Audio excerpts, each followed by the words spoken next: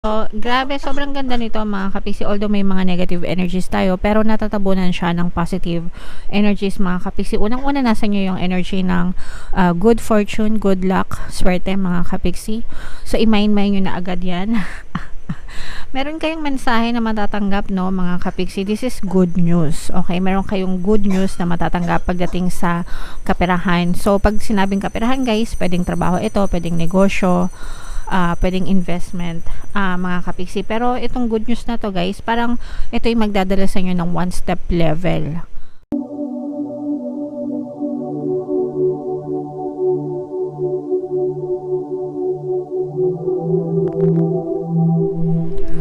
Hello guys, hello Pisces, welcome back to Pinay Pixie Tarot. Ang mamagat ng episode natin for tonight is New Moon Kapalaran para ngayong January to February para sa Pisces, Sun, Moon, Rising Sign, and Venus. Shuffle ko yung cards, guys, hanapin ko yung energy ng Moon at saka yung energy ng Pisces.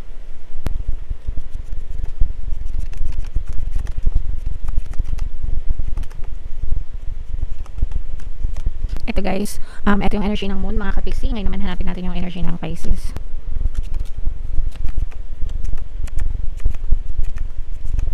Eto, so Pisces, kayo ay represent ng Queen of Cups sa ating spread. Ito yung combination mga kapiksi ng positive and negative energy. General reading lang guys, pwedeng mag-resonate, pwedeng hindi. Yung ating new moon season ngayong January guys ay sa January 11, tapos yung next na new moon season natin ay sa February 11 naman guys. So, ang reading na to ay para sa period na yan mga kapiksi. And ito yung combination ng positive and negative energy. Comment down below guys if feeling nyo naka-resonate kayo dyan. Okay? So, grabe, sobrang ganda nito mga kapiksi. Although may mga negative energies tayo, pero natatabunan siya ng positive energies mga kapiksi. Unang-una nasa nyo yung energy ng good fortune, good luck, swerte mga kapiksi. So, i-mind nyo na agad yan. Meron kayong mensahe na matatanggap, no, mga kapiksi. This is good news. Okay, meron kayong good news na matatanggap pagdating sa kaperahan. So, pag sinabing kaperahan, guys, pwedeng trabaho ito, pwedeng negosyo, pwedeng investment, mga kapiksi. Pero itong good news na to, guys, parang ito yung magdadala sa inyo ng one step level na pataas, no? So, pwedeng yung iba sa inyo, pwedeng ma-promote kayo sa trabaho or pwedeng magkaroon kayo ng chance na maging shortlisted kayo na ma-promote sa trabaho, ganyan. Yung iba sa inyo, parang meron kayong additional task na ibibigay sa inyo yung mga boss nyo kung kayo ay empleyado. Tapos yung additional task na yun, pwede siya maging daan para maging shortlisted kayo or maging candidate kayo for promotion.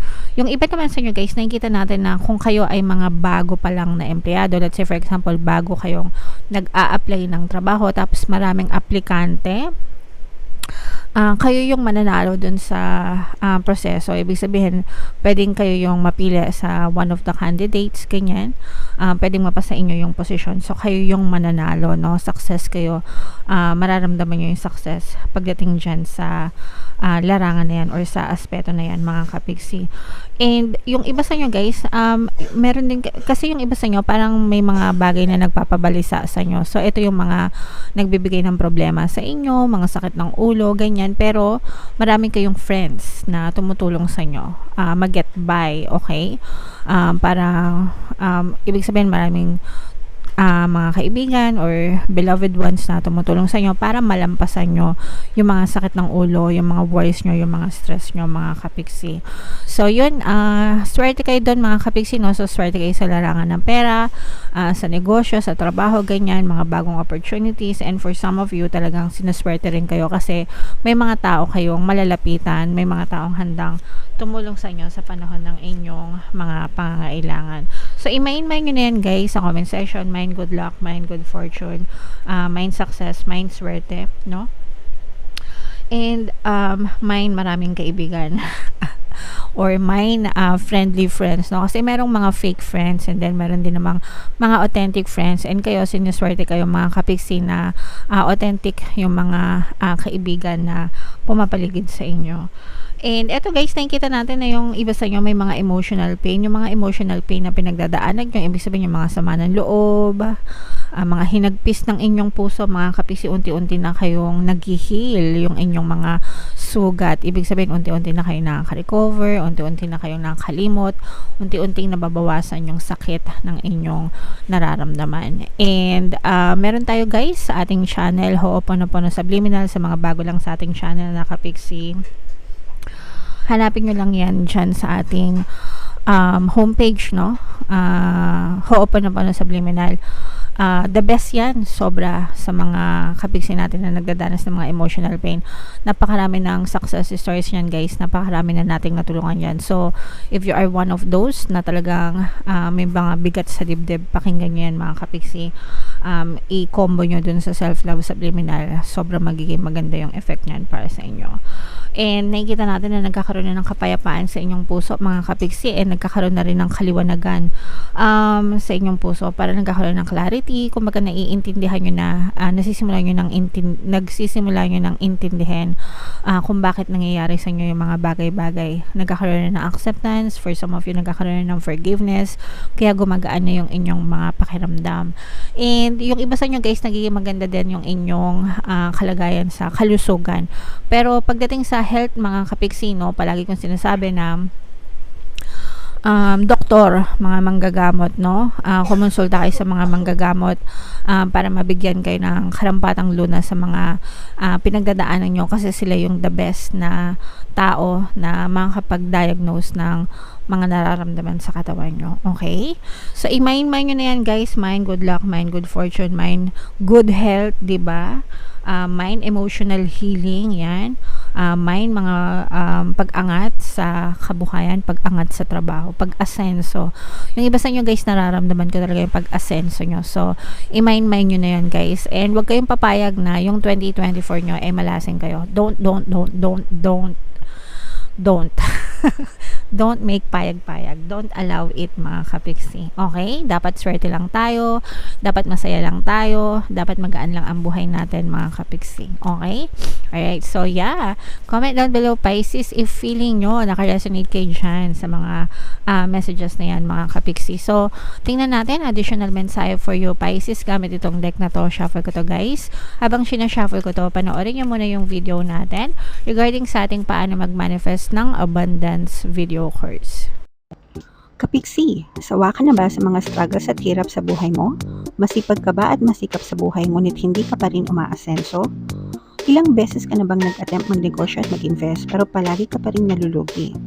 Sa pagkakataon na ito ay maaaring may subconscious beliefs ka na nagiging balakid sa iyong pag-unlad at pagyaman. Introducing, paano mag-manifest ng abundance video course. Dito ay matututunan mong ma-overcome ang mga balakid mo para tuluyan ka ng umunlad, umasenso, sumagana, maging matagumpay, successful at maswerte sa iyong kabuhayan, pera, trabaho, negosyo, salapi at kaperahan ng bonggang-bongga. Dali, mag-send na ng email sa pinoypixitaro@gmail.com at simulan na ang iyong pagyaman ngayon. Alright. So, gusto mo bang yumaman kapiksi? Kung gusto mong yumaman, umunlad at umasenso ng bonggang-bongga, mag-avail ka rin ng course guys, kasi sobrang ganda talaga niyan. And good news mga kapiksi, no, dahil ngayong January magbibigay ako ng free 1 pampaswerte subliminal sa lahat na mag-avail ng course guys, kaya mag-avail na kayo.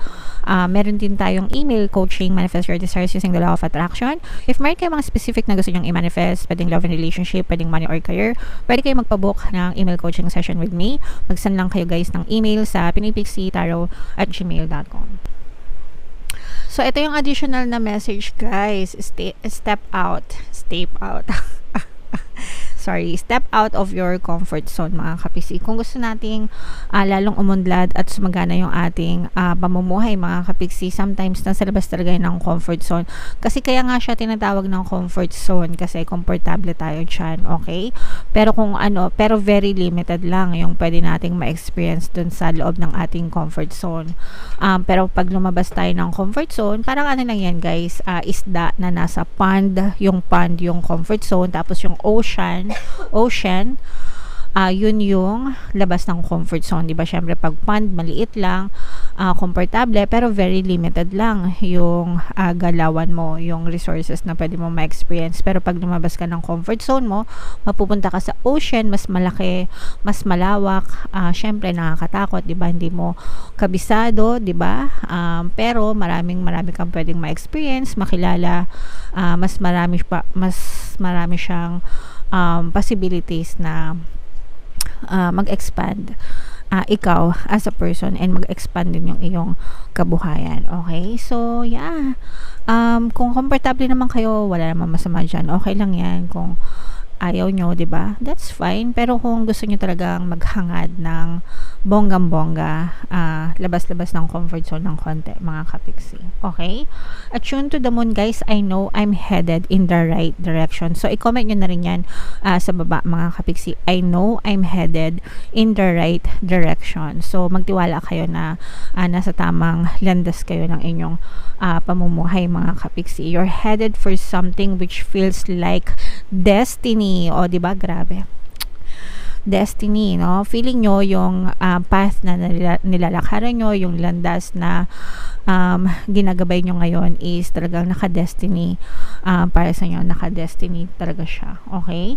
You need to face fear and get over it. So, yung mga takot natin, guys, no? Again, pagdating sa fears or sa fear, yung palagi kong sinishare is yung line dun sa book ng Dune, or dun sa author ng Dune, mga kapiksi. Fear is the mind killer. It's a little death. Okay, sorry. Ulitin ko, sorry. I must not fear. Okay? Simula yun. I must not fear. Fear is the mind killer. It's a little death that brings obliteration. So, yung pangarap natin, mga kapiksi, yung fear natin, yung mga takot natin, yun yung pumapatay sa mga pangarap natin sa buhay. Kapag natakot ka, wala na, game over na. Okay? Kasi kapag natakot ka, hindi ka nakikilos, no? Hindi ka nalalabas ng comfort zone mo. Wala na. Parang pinatay mo na yung pangarap mo. Parang inaccept mo na yung buhay ko hanggang ganito na lang. Okay? So, dapat wag nyong bigyan ng space yung fear, yung takot sa buhay nyo, mga kapiksi. Okay? Harapin yung mga takot nyo. Be brave, be bold, be strong, be confident, believe in yourself, mga kapiksi. Talagang lahat, kahit ano, ma-achieve mo sa buhay mo. Okay? Kapag naging fearless ka. Time to stop obsessing about someone or something. Huwag kayong ma-obsess sa mga material na bagay or sa ibang tao. Ma-obsess kayo sa sarili nyo. Okay? Huwag nyo pagsayangan ng oras yung ibang tao sa paligid nyo, mga kapiksi. It's a waste of energy and it's a waste of time. Instead, mag-focus kayo sa sarili nyo and focus on becoming a better version of yourself. Stand on your own 2 feet, guys. No, it's about time na tumayo kayo sa inyong mga sariling paa, maging independent kayo, 'di ba? Strong, be bold, be strong, be confident, be brave, mga kapiksi. You've got this. Okay, grabe, sobrang ganda, sobrang positive, Pisces. Hindi ko alam kung naramdaman nyo, pero yan talaga yung reading nyo. I-mind nyo na yan, Pisces. Yeah, grabe. Okay? Alright, so yung mga nasa comment section, guys, i-mind nyo na yung mga good luck, good fortune na yan sa comment section. O kaya I claim, type nyo claim, ganyan, para talagang maangkin nyo siya. You have to align your energy dun sa energy na reading para ma-experience nyo siya, mga kapiksi. Ito yung ating 2024 kapalaran. Panoorin nyo na, guys. And ito naman yung ating success stories ng paano mag-manifest ng abundance video course. Click here to subscribe and click here to join our membership program. Thank you for liking, sharing, and subscribing. See you again next time. I love you all, guys. Have a nice day. Bye-bye.